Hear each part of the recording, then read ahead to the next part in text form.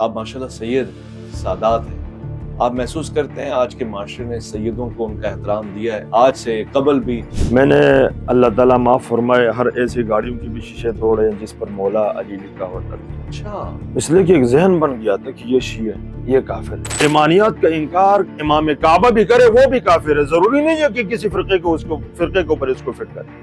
اگر ایمانیات کا، قرآن کا، حدیث کا، رسول کا، ملائکہ کا انکار آپ بھی کرے آپ بھی کافر ہے. اگر مجھے کوئی کہا جائے کہ آپ شیعت کے ساتھ اٹھتے بیٹھتے ہیں اسی لیے ہیں کہ آپ کو پیسے دیے جاتے ہیں، انہوں نے آپ کو کسی طرح سے اپنے مسلک میں ڈالنے کے لیے کوئی پیسہ وغیرہ، کوئی دولت، روپیہ خرچ کیا ہے؟ کیونکہ میں نے سنا ہے کہ وہ شاید اس پہ اختیار رکھتے ہیں. تو میں ان سے ضرور عرض کروں گا کہ سنیت اگر اتنی سستی ہے کہ پیسوں پہ بکتی ہے تو پھر ایسی سنیت آپ کو مبارک.